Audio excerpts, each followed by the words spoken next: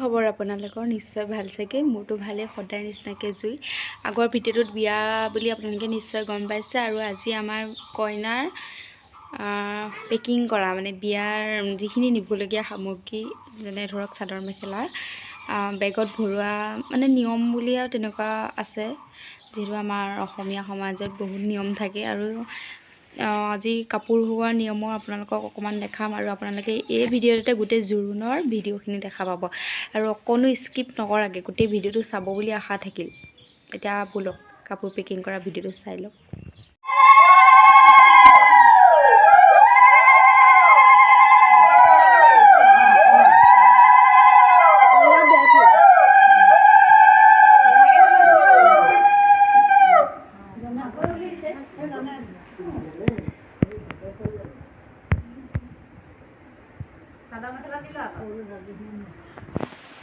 নালাগে, মই পলুৱা পঠাই দিম।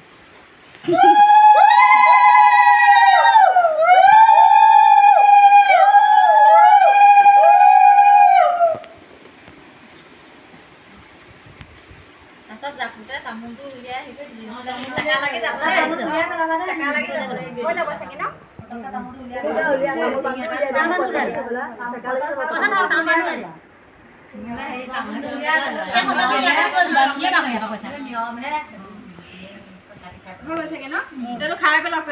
ইনষ্টাগ্ৰামৰ ভিডিঅ'টো 3 মিনিট বা 2 মিনিটৰ দেখিব, কিন্তু কষ্টখিনি যে তাকেতো মোৰ মানুহটো মেইন যে আকৌ মিনিঙে বহুত কষ্ট হৈছে। ঘাম বাছ হৈ গৈছেগৈ, ইমানেই কষ্ট হৈছে, দেখিছেনে? এয়া ধুনীয়াকৈ আপোনালোকক কাপোৰ পেকিং কৰা ধুনীয়াকৈ দেখালোঁ। আৰু এইফালে আমি পেকিং কৰি আছোঁ দৰাৰ কাপোৰ, আৰু এয়া দৰাৰ মেকআপৰ বস্তু। আৰু এয়া আমাৰ ফাইনেলি দৰাৰ পেকিং হৈ গ'ল। আৰু এয়া ৰাতিলৈ আমাৰ ধুনীয়াকৈ হ'ল কন্যাদানৰ ভোজ। যিহেতু আমাৰ অসমীয়া সমাজত কন্যাদানৰ ভোজ বুলি থাকে, আৰু এয়া কন্যাদানৰ ভোজ সকলো গাঁৱৰ ৰাইজে ধুনীয়াকৈ বিলাই আছে।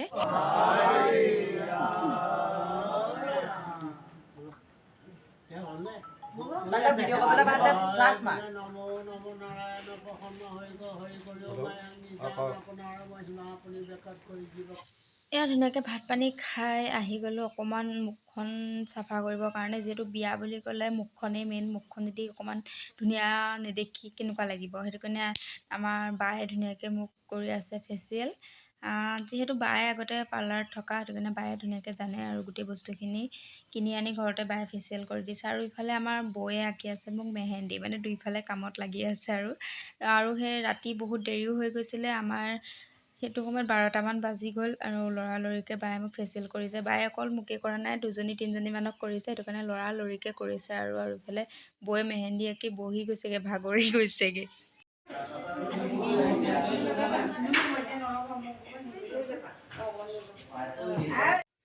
আৰু মোৰ এয়া মেহেন্দি কমপ্লিট হৈ গ'ল। মই চিম্পুলকৈ আঁকিছোঁ, আৰু এয়া আমাৰ বায়ে আঁকি আছে। মই ফেচিয়েল কৰি হোৱাৰ পিছত বায়ে আঁকিবলৈ বহি গ'ল। এফালে বৌয়ে আঁকি আছে, এফালে দাদাই আঁকি আছে, দুইজনে পূৰা লাগি আছে। আৰু এইফালে ভণ্টি বা সকলোৱে ধুনীয়াকৈ মেহেন্দিত ব্যস্ত। আৰু এয়া পিছদিনাখন ৰাতিপুৱা মেকআপ আৰ্টিষ্ট আহি গ'ল, যিহেতু জোৰোণ। আৰু আপোনালোকে এতিয়া জোৰোণৰ ভিডিঅ'খিনি ধুনীয়াকৈ উপভোগ কৰক। আৰু জোৰোণ আহি পালেহি, আৰু ময়ো ধুনীয়াকৈ ওলাই মেলি আহিলোঁ। আৰু জোৰোণ আদৰিবৰ কাৰণে আমি সকলো ধুনীয়াকৈ ৰখি আছোঁ। জোৰোণ পাই গ'লহি, আৰু আপোনালোকে ধুনীয়াকৈ চাই যাওক।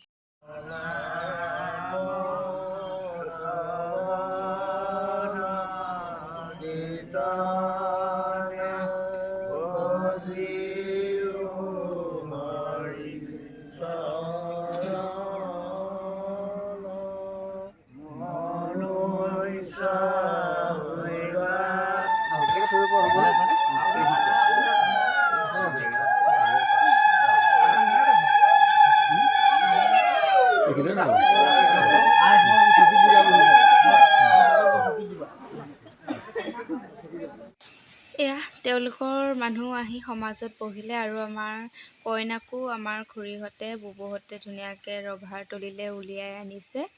আৰু এইখিনি সময় যে সঁচাই বহুত বেছি দুখ লগা। আমাৰ বাও এটা মুখত মিচিকিৰা হাঁহিৰে ৰভাৰ তলিলৈ ওলাই আহিছে। আৰু এইখিনি সময় যে সঁচাই এজনী ছোৱালীৰ কাৰণে কিমান বেছি দুখ লগা সময়, আপোনালোকক নকলেও বুজিব পাৰিছে যিখিনি ছোৱালীয়ে চাই আছে। আৰু দুখটো লাগিবই দিয়কচোন, এখন ঘৰৰ পৰা আন এখন ঘৰলৈ যিহেতু বিয়া হৈ যাব, আৰু এটা ভাল লগাও মানে হয়, কাৰণ 11 বছৰে যিখিনি ঘাট প্ৰতিঘাতৰ মাজেৰে 11 বছৰ পাৰ কৰি আহিছে, সেয়া আজি সফল পৰিসমাপ্তি ঘটিব। আৰু ভালো লাগিছে, বেয়াও লাগিছে, ভাল বেয়া মাজেৰে আজি বা বিবাহ পাশত আবদ্ধ হ'ল। আজি ছোৱালীৰ জীৱনৰ পৰা বোৱাৰীৰ জীৱনৰ আজি এইটো প্ৰথম খোজ। আপোনালোকে আশীৰ্বাদ কৰিব, বাৰ যাতে আহিবলগা দিনবোৰো সুখে ভৰি পৰক, আৰু ভিডিঅ'টো এনজয় কৰক।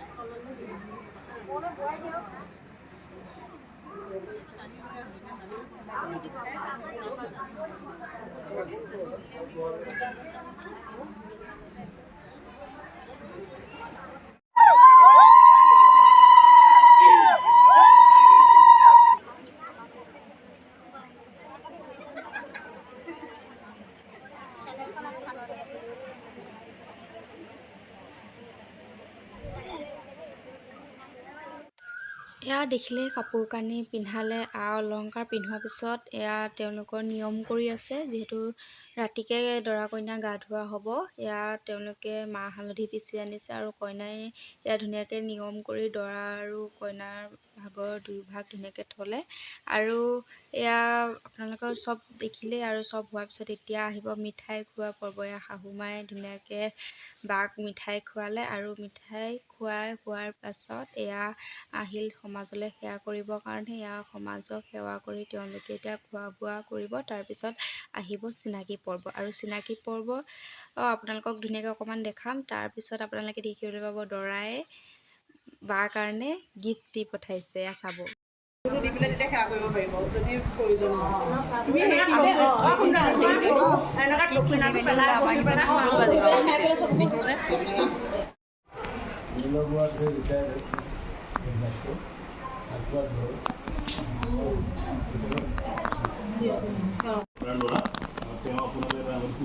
আঙুঠি দি পঠিয়াইছে প্ৰেমৰ স্বৰূপ হিচাপে দিব বিচাৰিব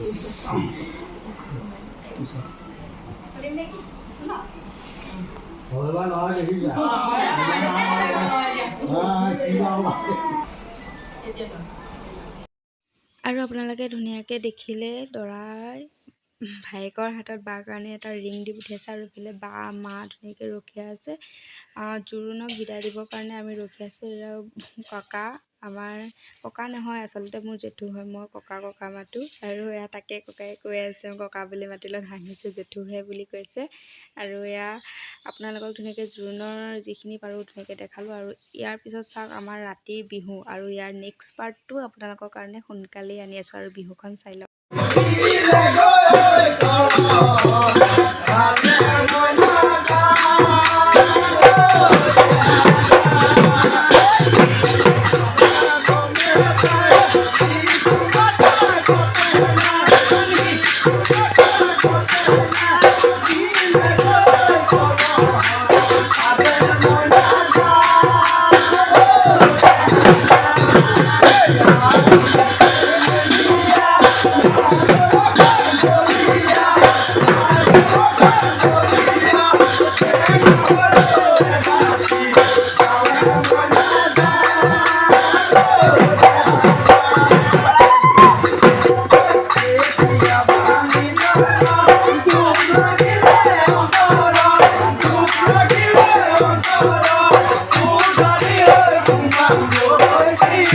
আজি জোৰোণৰ ভিডিঅ'টো ইমানতে সামৰণি মাৰিলোঁ যদি আপোনালোকে ভিডিঅ'টো চাই ভাল পালে তেতিয়াহ'লে লাইক কমেণ্ট শ্বেয়াৰ ছাবস্ক্ৰাইব কৰিবলৈ নাপাহৰিব আৰু যদি পাৰোঁ বিয়াৰ ভিডিঅ' আপোনালোকলৈ আনিম ধুনীয়াকৈ চাব আৰু এই ভিডিঅ'টো চাই কেনেকুৱা পালে আপোনালোকে কমেণ্ট এটা কৰি সকলোৱে জনাব দেই।